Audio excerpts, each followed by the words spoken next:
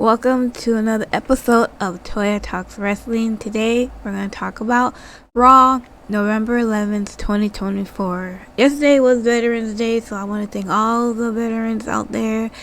Thank you for fighting for this country so that I can make videos like this without getting my head chopped off or something like that. So thank you very much. I appreciate all of y'all.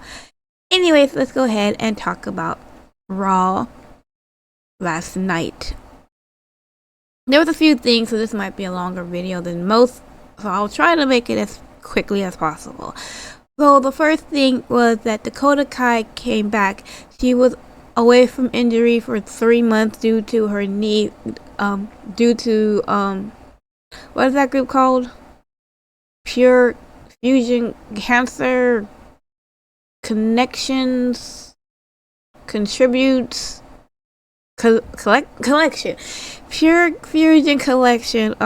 So they took her out for the last 3 months, and that's why she was gone. So it's good to see her back. So her and the rest of Damage Control, Io Sky and Kairi Sane fought the Pure People, Zoe Stark, Shayna Baszler, and Sonya Deville, and got the win over Pure Collection, Fusion, whatever. So congratulations on that. I'm glad to see her back. Like I said, she could be one of the contenders for the Women's United States Championship match. I could see it. But since we're sticking to the ladies, let's go ahead and talk about the women's tag team. So the women's tag team defended their titles against Liv Morgan and Raquel Rodriguez. This was the main event match of the night. Anyways, at one point, Raquel and Jade were in the ring together, and they pretty much gave them the big boot to each other, which knocked each other out. I think at this point, Liv was knocked out, and Bianca Belair was knocked out. So then here comes Nia Jax and Tiffany Stratton. So then they go, and Tiffany Stratton goes and distracts the ref. While she's doing that, Nia Jax puts Jade Cargill in a Samoan drop on the apron and rolls her back into the ring. You know, here comes Liv. Liv is like coming up from on top on the apron. Raquel Rodriguez goes for the pin. Jade was saved by Bianca Belair by the count of like 2.5. Right, and then so here comes Tiffany again. She's distracting the ref again, but this time here comes Naomi. Naomi pretty much beats the crap out of Tiffany, and then Nia Jax tries to get at Naomi. Naomi dodges it, beats the crap out of Nia Jax, and then Naomi gets clobbered by Liv Morgan, and then Raquel tags in Liv Morgan. Liv Morgan goes on the top rope, and Liv Morgan gets kicked in the stomach by Jade Cargill. Jade Cargill tags in Bianca Belair. Bianca Belair puts Liv Morgan in the KOD for the win, and so they got to keep their titles and everything else. After the match, Nia Jax pretty much attacked everybody on the ring, and then here comes Tiffany. And then here comes Raquel and Liv and everything else, and they're pretty much beating up, the black female Avengers. So I like to call them, but I think they call them the Big Three. And at one point, here comes Io Sky is coming. I don't know why Io Sky is coming, other than the fact that she is a contender for Liv Morgan. But she comes in, and they pretty much just clean house. That everybody's, all the heels are on the outside, and I guess the baby faces on the inside. And I'm just thinking, is this going to be our War Games for the women's? Because I did not mention this.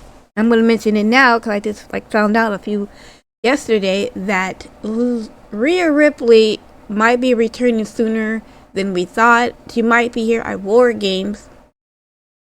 By the time Survivor Series. She'll be here by Survivor Series, maybe.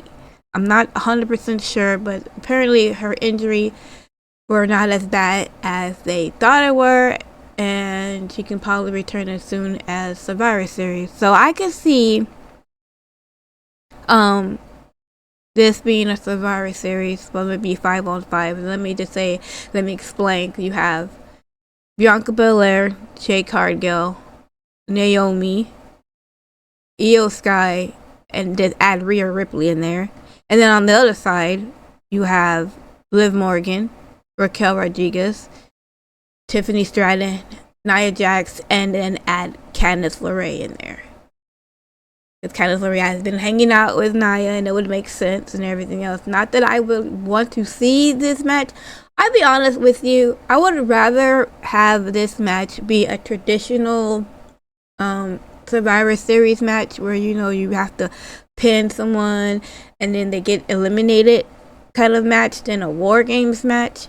I mean, look, I can see most of these girls being in War Games. I don't think I could see Nia Jax being in a War Games, but we shall see what's going to happen. But I think that's where they're going with. It makes some sense and everything else, because you can have it to where Rhea pins Liv. Because I don't know what this leaves Io Sky. Because Io Sky is the #1 contender, so I don't know what this leads, but like I said, I would rather see a traditional Survivor Series match. It's been a while. It's been a while since we actually see one. We don't always have to, it doesn't always have to be like brand versus brand. It could just be like, these 5 women don't like these 5 women. Let's have an elimination chamber match. You know what I'm saying? Let's do that. Like to have a Survivor Series match or so whatever. I don't know. But anyways, I think that's what's going to happen. We will see. I don't know if I'm looking forward to it or not, but sure, why not? So another thing I like to talk about is Gunther and Damian Priest. So Gunther was out there and he was talking about how he's still heavyweight champion, even though he lost to Cody Rhodes. Doesn't matter. He's still the best. He's still this, that. He's still blowing his own horn, basically. And that he doesn't look back. He looks forward, and he wants to talk about Damian Priest. As he was about to say something about Damian Priest music comes up, and here he comes. He comes to the ring, and he's like, "Well, I already know that you're gonna talk about me. It's advertised, so I'm just here to see if you can talk to me about me in front of my face, right?" And Gunther's about to say something and everything else, and basically, Damian Priest is like, "I already know what you're gonna say. You're gonna say that I'm a street trash. I'm this, I'm that, I'm all this bad things and everything else, and I had to struggle and fight to get where I'm at. Where you just waited for a phone call and you're better than me and everything else." That's pretty much what you're gonna say, right? Is that the gist of it? And basically, he called out, Gunther, saying that you're not as strong as you think you are, and you're not as powerful as you think you are. You're afraid, you're scared, you're hesitant and all that other stuff. And then Luke Kaiser comes out and basically it's like telling, Damian Priest, you can't talk to him that way and everything else like that.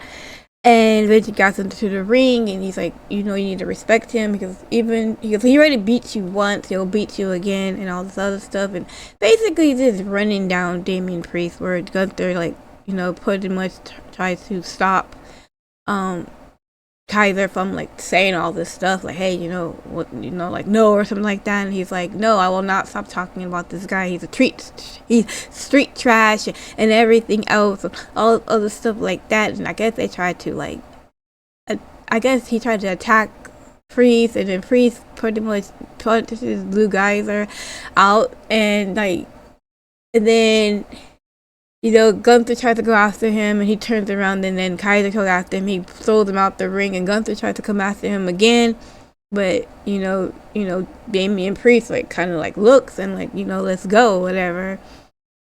By the way, he also said that in the beginning when they were talking, "I know you're afraid of me because if you weren't afraid of me, I'd be laid out already, and you haven't even tried it yet." So, but I digress. Let's go back.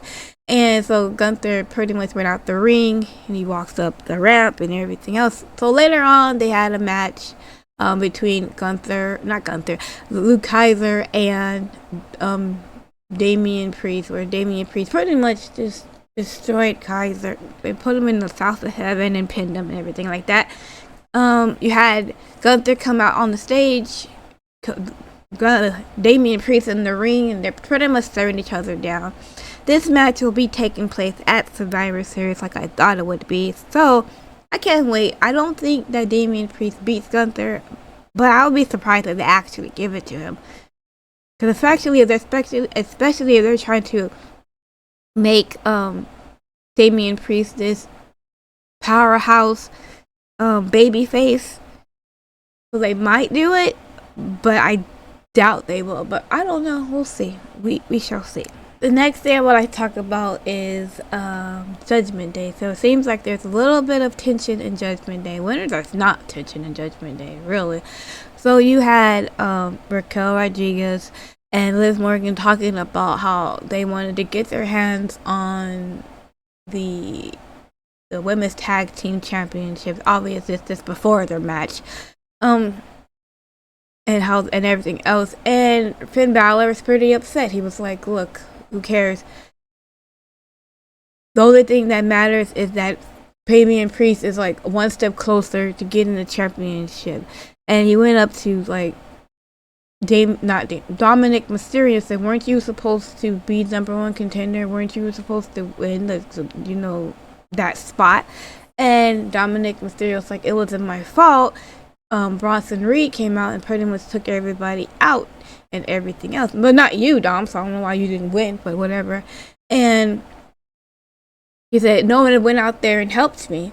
And Finn Balor was like, well, the reason why no one helped you is because I was doing what Liv Morgan was telling me to do, was pretty much get in the heads of the #1 contenders for the tag team championship match, whatever, the War Raiders. And John was like, look, I tried my best. Look, I got more closer to getting a #1 contender spot for the world title than you have in a long time. Which got Finn Balor kind of mad. He got up in fucking Dominic Mysterio's face. And then Liv Morgan goes in between them and says, hey, we're family, calm down, relax. And then Finn Balor's like, you're right. So as family, do me a favor. Balor was like, alright, well, since we're fam, why don't you and Carlito go take care of the War Raiders for us next week? Then Dominic Mysterio's like, okay, no problem. I'll go talk to Adam Pearce right now. And Carlito was like, whoa, Dominic, wait up. Like, I don't want to fight these people. Dominic, all Carlito wants to do is play with the PlayStation 5, okay? That's it. He will stay in the clubhouse and PlayStation 5. And you know what? I want him there too. That's what I want him, because I don't feel like he's not doing nothing else but just being a lackey. So, just, nope. Let him stay there and play PlayStation 5. No one cares, right? Whatever. So, next week we'll have a match between Dom and Carlito versus the War Raiders. Next thing I talk about is Kofi and Xavier Woods. So, as you may know, there's a lot of tension with these two guys. You see where Kofi Kingston is talking to R-Truth, and basically they're talking about like what happened a couple of weeks ago where R-Truth was attacked by the Final Testament, and how Xavier Woods didn't allow Kofi Kingston to help R-Truth at the time when he was getting jumped. So they were talking and everything else, and Pete Dunne comes out, and Pete Dunne gets involved, and I think R2 calls him Butch, and basically Pete Dunne gets mad, and Pete Dunne just gets upset and everything else, and there's a match, and then Kofi sets up a match between Pete Dunne. During the match, Xavier Woods is out there, and eventually, Kofi Kingston does the Troll in Paradise, and Pete Dunne gets out the ring and the ref is trying to stop Kofi Kingston from going outside the ring, and Xavier Woods clotheslines Pete Dunne and pulls him back into the ring. You wouldn't think that Kofi Kingston saw this because it didn't look like he saw it, but apparently he did, because he goes up to Xavier Woods and says like, yo man, what's up with that? Why did you do that for? And everything. And so, I didn't need you out here. I don't need your help. What are you doing? He's like, don't focus on me. Focus on the match. You have a match. Go win the match and everything else. Eventually, it gave, they were talking so much, it gave Pete Dunne a lot of time to like recuperate. He got his move in and he pinned Kofi for the win. Later on, you have Kofi in the backstage and he's like walking in the stage, and Lyra Valkyria comes up to him, and you know, he was like, she was like, you know, I know you had a bad night and everything else like that, but you know, in the last 10 years, everybody in the locker room really admires you guys and everything like that, and you're an inspiration to me and all this other stuff. You know, just giving Kofi all the praises and everything else, all the praises that he deserves. For sure. And he's like, you know, I'm trying to be mad, but I appreciate what you're saying and everything else. And he, you know, he gave her some compliments. It's like, you're doing great. Your battle royale was awesome and everything else. You just keep doing what you're doing. You're going to have championship gold pretty soon and everything else. And she was like, you know, thank you and all this other stuff. Here comes Xavier Woods. And he's like, I need to talk to you for a second. Right? And Kofi's like, do you mind? I'm talking to Lyra. And she's like, I'm not Kofi, but Woods is like, Lyra Valkyria, do you mind if I talk to my partner for the last 10 years for a couple of seconds? Do you mind? It's like, pretty much basically saying, go away, Lyra. I don't care what the hell you have to say. I'll talk to my partner. I'm more important. Right? Without saying it. And, you know, he's like, dude, what's up with that? He's like, never mind. He's like, Woods is like, I can't believe you threw me under the bus with R-Truth. And Kofi's like, what the hell are you talking about? Throw you under the bus. He was there. How can I throw you under the bus? He was right there. I was trying to, you know what I'm saying? It's like, we should have helped him. You know what I'm saying? Like that and all this other stuff. And it's like, well, because of you want to get involved. So then you went to go get Pete Dunne. And that what happened with you and Pete Dunne was your own fault. And it was like, you know, sometimes was just like, he was like, we need to focus. How can we focus on other things? You two focus on other people. We need to focus on the tag team championships. And Kofi Kingston's like, look, it's not always about focusing on tag team championships. It's not about the wins and the losses. It's about doing what's right. And last time we didn't do what's right. We didn't help our brother. We didn't help R-Truth. We should have helped R-Truth when he was getting his ass beat. We should have helped him, right? But you wouldn't know about that, would you? And everything else like that. And then he walks away, and then, you know, pretty much, Bruce is like, I wouldn't know about that, huh? Okay, cool. And then they ended with that segment. So I thought that they were going to have the celebration this week. They didn't. I don't know when the 10-year anniversary celebration for the New Day is going to happen, but when it happens, I'm not sure who is going to, turn on who. It seems as though that Woods will probably turn on Kofi, because I feel like Kofi Kingston, he acts too much like a baby face. He wants to like help everybody. He wants to give like advices to people and everything like that. And Hill won't do that, right? You don't get advice from Hill. Hill's not gonna help you out or whatever and anything else unless it benefits them in some sort of way. So I think that if someone was going to turn on somebody else, I believe it's going to be Woods turning on Kofi Kingston. Now, I'm not saying that's 100% accurate. I'm not saying that's 100% that's going to happen. It can easily be Kofi Kingston turning on Woods. I don't know where Big E is going to come in, or if he's going to come in this situation, but this is probably one of the like coolest like storylines for the New Day, to figure out what exactly is going to happen with the New Day. Are they gonna split up? Is Big E gonna be like, yo, y'all need to stop tripping? You know what I mean? It's like, I don't know. I have no idea, but we shall see.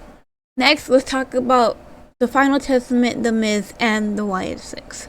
So the Final Testament saw the Miz. I guess the Wyatt Six had let the Miz go because they had kidnapped him and everything else. And the Final Testament's like, okay, so where are the Wyatt Six at?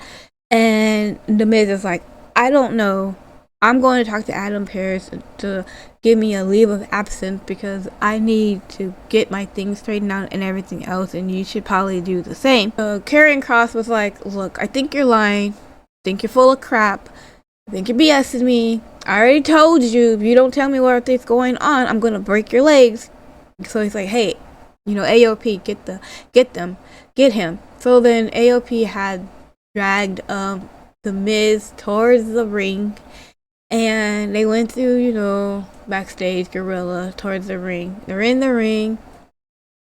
They're in the Miz's face, and they're like, where is the White Six? I know you know where they're at, right? And they push the Miz down and everything else like that. And the White Six, the lights go off.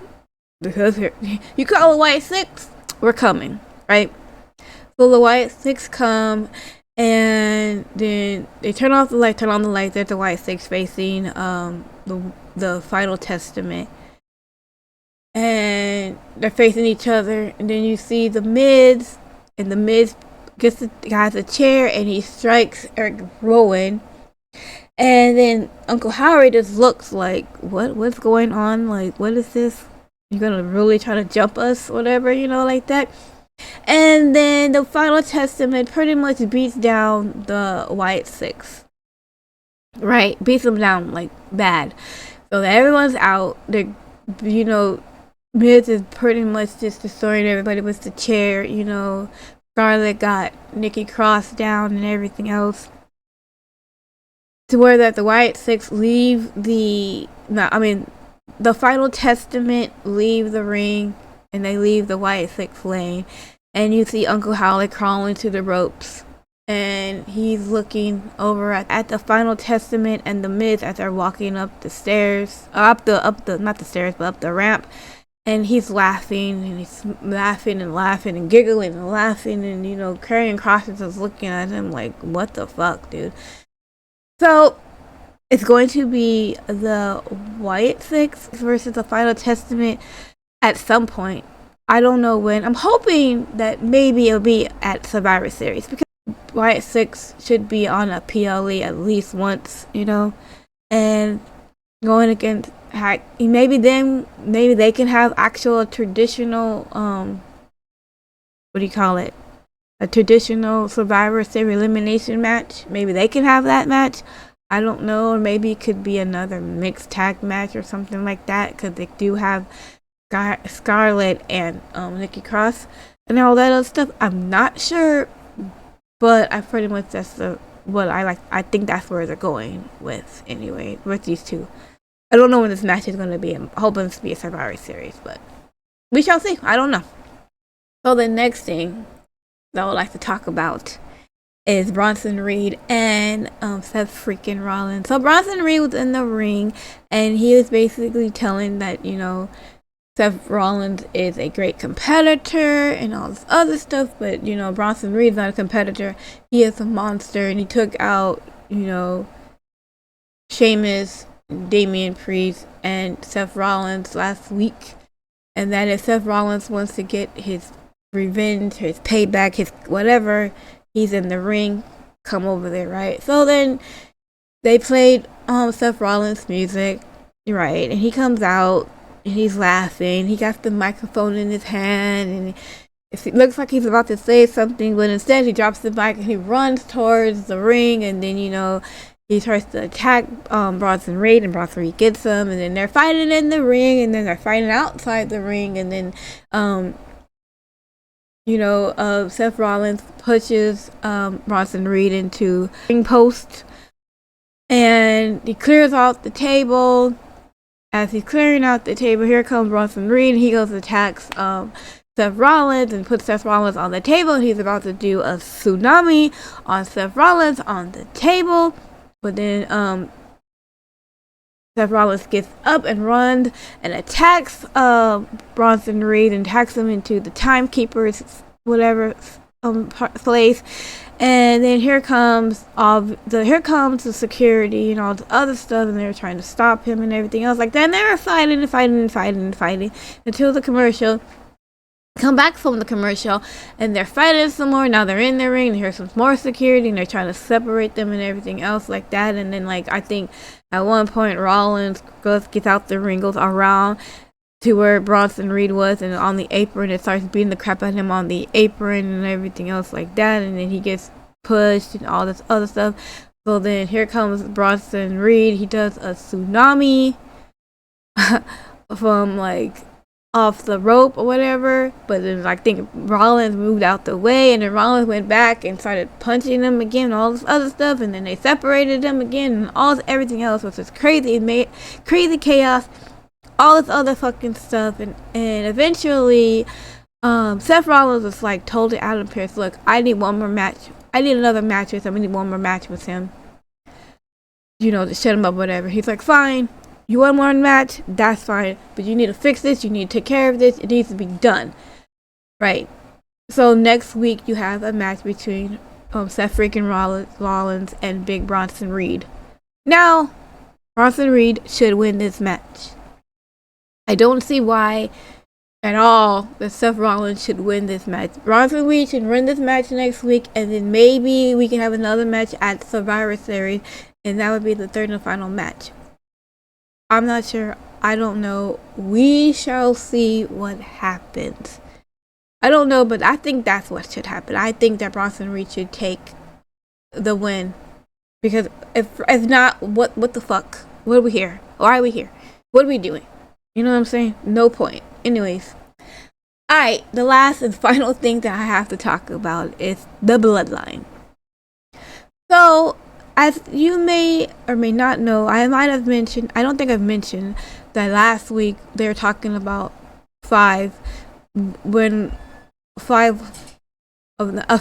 Solo told Roman Reigns to get 4 other people because it was going to be a 5-on-5, and eventually they lied and said that Sami Zayn was going to be part of his team, and really was a lie and everything else. And so basically you wouldn't think that it would have been a 4-on-4 match, but apparently they're going to make it a 5-on-5 match. So you have Jimmy, Jay, and Sami basically on backstage talking to each other, and you know there's some little tension between Sami and Jimmy, where there's like, you know, like, what's up with you, like, why are you talking like that or whatever. So then like Jay is like, look, y'all need to get along, and Sami's like, you're right. You know, he compliments he complimented Jimmy on his chain or something like that, and then Jimmy's like, yeah, and you look very couldn't think of anything, right? Because you know Sami just looks like Sami, looks like with sweats and how he always looks. And Sami's telling Jay, like, you know what, look, see what I'm saying? That's what I'm talking about. He's like, look, I don't care. Like, we all need to be on the same page. We need a 5th member. We don't have friends on Raw. We don't have friends on SmackDown. We need someone to come in and be our 5th member of this War Games. Sami Zayn's like, I think I know somebody. And Jamie's like, who do you know? Right? And then Sami was like, don't worry about who I know, okay? I'm going to talk to this person right now. I'll text you. It's to Jay. And then he leaves. And then Jay's like, y'all need to get along, whatever, like that. And so Jimmy's like, whatever, and stuff like that. So, the person that Sami goes and talks to was Seth freaking Rollins. And, you know, they're like, hey, what's going on? And Sami's like, look, I know it's gonna sound crazy, but I want to know if you wanted to be on our team. Like, I know you don't like Roman, but I know you don't like Roman. I know you and Roman have beef, but me and, you know, it's like, I didn't think that I would be working with Roman again, but this whole bloodline and the family thing it's family and stuff. Basically, it's like it's family and everything like that. And I think Roman's changed. And Seth Rollins was like, look, if there's one thing that I know about Roman Reigns, is that he never changes. He's still the same prick that he's always gonna be. And there's no way in hell that I would ever work with him at all. And I'm surprised that you're even working with him and stuff like that. It's like, look, I respect what you need. I respect what you're doing and all this other stuff, but there'd be like a day in hell that I am not going to work with Roman Reigns, right? So Seth Rollins is pretty much out with this group. And later you had Jimmy go up to Braun Breaker. They didn't really say anything. He just basically asked Braun Breaker if they can talk. And Braun Breaker's like, okay, cool. But that was the end of that. So then you have Seth Rollins in the parking lot doing an interview, and then here comes Solo Sikoa and Jacob Fatu. And Solo was basically saying, hey, I know you don't like Roman. I don't like Roman. Let's team up and we can just get them together. Right? And Seth Rollins was like, look, what I didn't tell Sammy was if I ever see Roman Reigns in the ring again, I'm going to stomp his head into the ground. This put a big old smile on Solo's face. He was like, oh, he's gonna join our team, right? Because he don't like Roman. It's like we don't like Roman. So it all works out, right? But then Seth Rollins goes, but the last thing that I'm going to do is team up with a wannabe Roman Reigns. And then Jacob Fatu is about to get into Seth's face or whatever, and then Solo Sikoa pretty much, hold him back, and then Seth Rollins ends up walking away. So, seeing as Seth said no, you know who's gonna say yes? You know what we're getting? We already know what we're getting, right? I already knew. Look, it wasn't enough. It wasn't enough to have a 4-on-4 match between Bloodline versus Bloodline, because that would have been enough, right? You wouldn't need nothing else.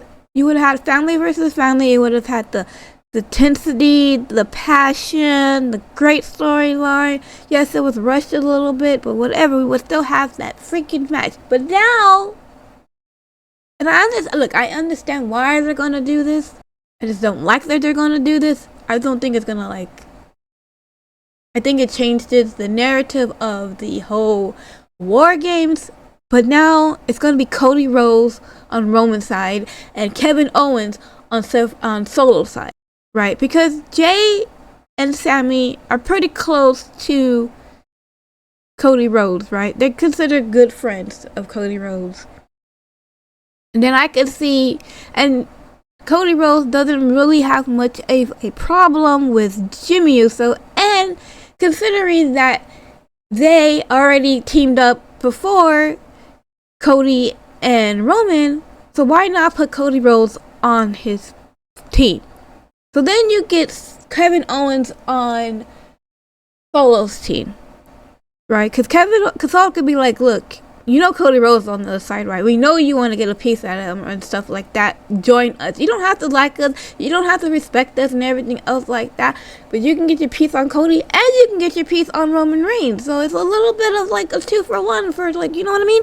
I don't really think that a match between Cody Rhodes and Kevin Owens without the title being on the line match would matter. Like, who cares, right? And Kevin Owens does not deserve a title match because he pile-drived Randy Orton last week, and that is a move that is not allowed in the WWE. So you're not gonna get rewarded by getting a championship match. So what is the next best thing? Put them in War Games with the Bloodline, and so that they can all get a piece of each other and everything else like that. I personally don't like this situation, but we don't have any choice. What choice do we have? None. We have to put Kevin Owens and Cody Rhodes in some kind of situation, right? Where they have to get connected with each other and they have to do something like that. We can't do a one-on-one match, but we might as well just put them in this match. This is obviously where they're going. Which, I mean, it's fine. Too upset about it, but I'm kind of upset about it. It's not how I wanted to go, but sure, whatever. I don't know. Once again, Cody Rhodes is involved in the Bloodline once again. It's like, oh my goodness gracious, here we go again. Every fucking time. Like, I understand why they're doing this. I do. I understand it. But it's like, oh my gosh. Why are they doing this? Anyways, yeah, that was pretty much Raw. I think Raw is taped next week or the week after next. I don't know. I know, is it next week or the week after next week? I would assume that the week of Thanksgiving it would be taped, right? I don't know. We'll see. Anyways, Thank you so much for watching, and I will see you guys in my next video. Hope you have a great day. Bye.